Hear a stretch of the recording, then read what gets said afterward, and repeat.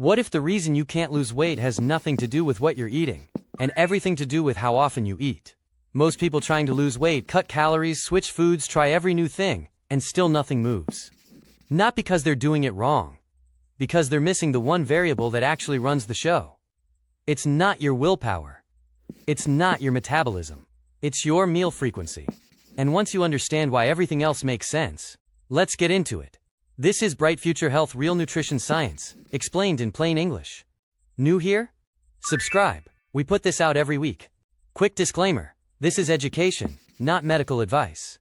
If you have diabetes, blood sugar conditions, or you're on medications, talk to your naturopathic doctor before changing your eating pattern. Before we get into the how, you need to understand the one hormone that controls whether your body burns fat or stores it. Because intermittent fasting is really just a strategy for managing this one hormone. Everything else is detail. That hormone is insulin. Every time you eat, your pancreas releases insulin to manage the glucose that just entered your blood. Insulin's job is to take that glucose and either deliver it to your cells as fuel or store it as fat. Here's the part nobody tells you. When insulin is elevated, your body cannot burn stored fat. The two states, fat burning and fat storing, cannot happen at the same time. Insulin is the switch. Most people eating 3 meals plus snacks have elevated insulin for most of the day, which means they're in fat storing mode for most of the day, not because of what they're eating, but because they never give insulin a break. Intermittent fasting fixes that. It creates the window your body needs for insulin to drop so fat burning can actually begin. Point number 1. Intermittent fasting is a tool, not a diet. Okay, so first things first. Let's clear up the biggest misconception about intermittent fasting right out of the gate. It is not a diet. It is not telling you to eat rabbit food or count calories or swear off anything forever. Intermittent fasting is a tool, specifically a timing strategy. It's about when you eat, not what. You're not changing the menu. You're changing the schedule. The reason the schedule matters is that every time you eat anything, even something healthy, you trigger an insulin response.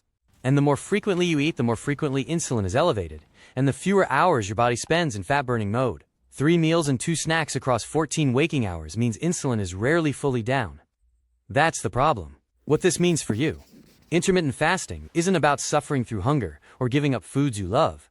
It's about compressing your eating into a shorter window so insulin has enough time to drop and fat burning has enough time to actually happen. That's the whole mechanism. Simple as that. Point number 2. Why eating 5 to 6 times a day is sabotaging you. Here's the advice that quietly ruined a generation of dieters. Sound familiar? It was everywhere. And it was wrong. Or at least, it was completely wrong for fat loss. Here's why. Every single time you eat, even a small snack, insulin spikes. And every insulin spike resets the fat-burning clock back to 0. So if you're eating 6 times a day, you're spending nearly all your waking hours in fat-storing mode, with almost no window for actual fat to be mobilized and burned.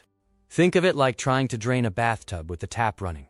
The drain works fine, but if you keep adding water every 2 hours, the tub never empties. Your fat stores are the bathtub. Every meal is the tap. Intermittent fasting turns off the tap long enough for the drain to actually do its job. What this means for you: stop snacking. That one change alone, removing food between meals, begins to extend your fat-burning window immediately. No food change required. Just stop adding water to the tub between meals. Point number 3. Start with 3 meals, no snacks. Now before anyone panics, we're not jumping straight to 1 meal a day on week 1. That's not how this works, and honestly, it's how people burn out and quit. The entry point is this: 3 meals, 0 snacks. No food between meals, that's it. For most people who have been eating every 2 to 3 hours, this alone is a meaningful shift. Your body needs to relearn how to run on stored fuel between meals, instead of waiting for the next delivery. That adaptation takes a few days, and it's normal to feel hunger at your usual snack times.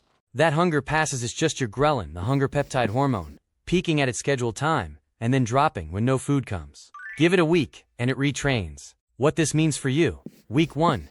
Don't change what you eat. Just remove all food between your 3 meals. Drink water, black coffee, or plain tea between meals, nothing with calories.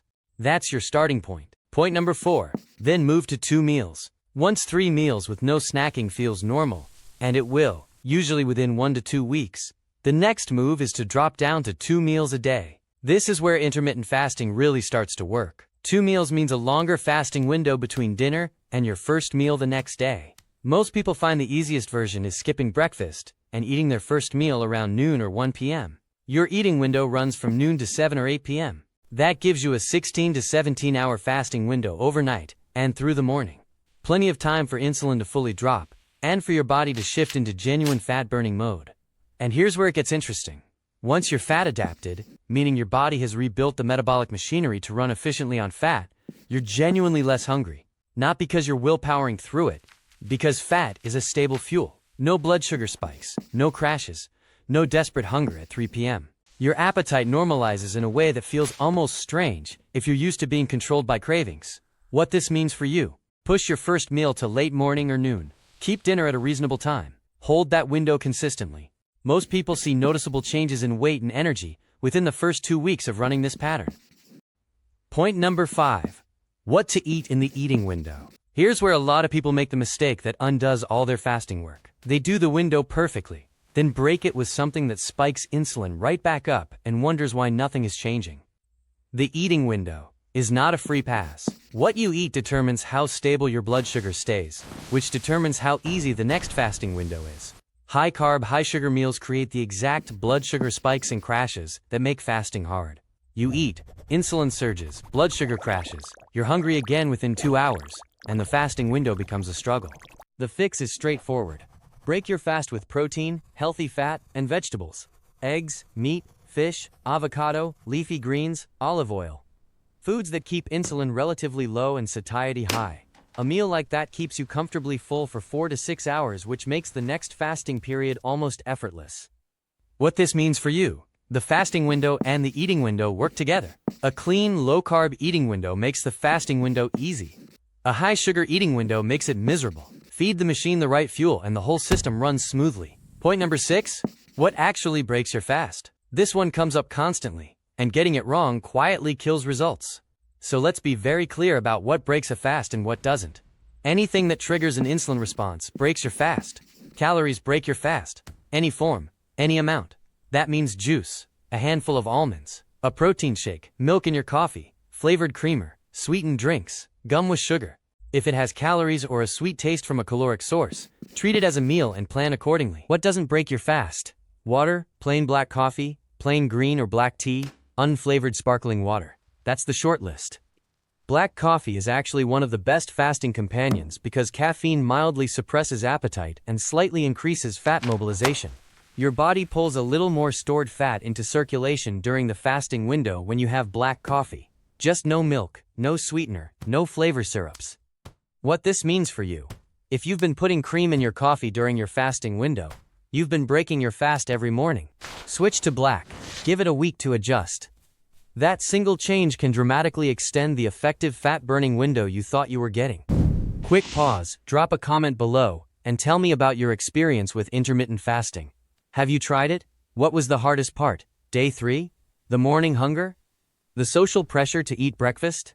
Let me know. I'll be reading every comment, and your experience helps people who are just starting out. Okay. Real talk for a second.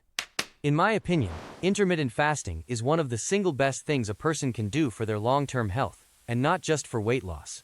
The research on autophagy, on growth hormone, on insulin sensitivity, on inflammatory markers, it all points in the same direction. Giving your body regular, consistent breaks from food is one of the most evidence-backed lifespan extension strategies that exists, and it costs nothing. $0. No supplements, no program, no special food, just time. And yet most people spend years obsessing over which foods to eat, which superfoods to add, which diet to try next, while completely ignoring the simplest variable of all: how often they eat. It's like spending thousands upgrading the engine of a car that's out of oil. The fundamentals matter. The slightly embarrassing truth is that your body already knows how to do this. It has been trying to do this every night while you sleep. You just keep interrupting it at 7 a.m. with breakfast before it gets to finish the job. In my humble, completely professional opinion, let it finish. Your future self will be genuinely grateful. Alright, let's wrap this up fast. Here's your challenge. For the next 14 days, just 14 push your first meal 2 hours later than you normally would. Don't change anything else, just shift the window. See what happens to your hunger, your energy, and your waistline. Then come back here and tell me. Drop it in the comments. Tell me what day it clicked. I want to know. Subscribe if you haven't already. New content every week at Bright Future Health. Share this with someone who keeps skipping meals randomly and wondering why it's not working. There's a difference between skipping meals and doing this intentionally. Now they'll know the difference. You've been fasting every night of your life. You're already closer to this than you think.